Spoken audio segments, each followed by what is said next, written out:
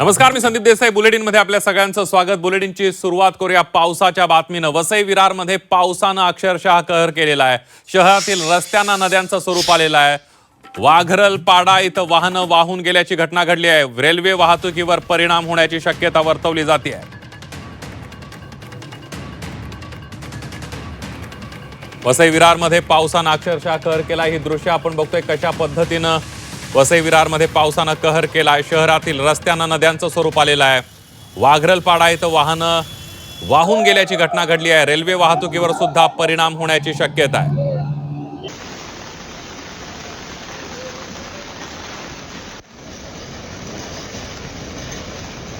आणि याविषयी अधिक माहिती घेण्यासाठी जाऊयात विरारला. आपले प्रतिनिधी प्रथमेश तावडे आपल्या सोबत आहेत. प्रथमेश, आपण बघतोय ही दृश्य बघितली तर भीषण परिस्थिती पावसाची असंच दिसतंय.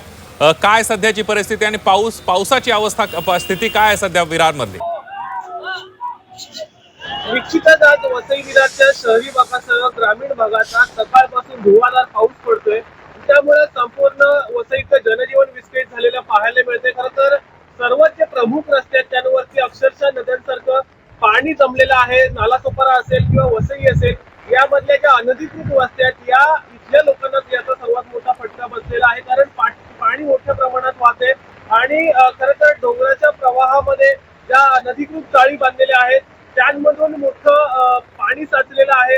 मी सध्या विरार पूर्वेच्या स्टेशन परिसरामध्ये आहे आणि आपण पाहतोय हा पालिकेचा मुख्य नाला आहे. खरं तर विरार किंवा नालासोपारा या दिशेहून संपूर्ण या पावसाचं पाणी जे आहे ते या नाल्यात येत असतं आणि इथून ते नळाखाडीत जात असतं. आपण पाहिलं तर इथे मोठा प्लास्टिकचा खच आढळून येतोय आणि कुठेतरी पाण्याच्या प्रवाहामध्ये या खताचा अडथळा होईल आणि इथलं जे पाणी जे आहे ते संपूर्ण रस्त्यावरती येऊ शकणार आहे. खरं तर सकाळपासून जर पाऊस भरला त्यामुळं इतका नाला भरलेला आहे आणि हा जर पाऊस रात्रभर अशाच पद्धतीने कायम राहिला तर निश्चितच हे संपूर्ण नाल्याचं पाणी जे आहे हे रस्त्यावरती येईल. आणि आपण आज बाजूलाच पाहिलं तर रेल्वेच्या ज्या ट्रॅक्स आहेत त्यांना देखील याचा फटका बसेल आणि रेल्वे सेवा ही विस्कळीत होऊ शकेल.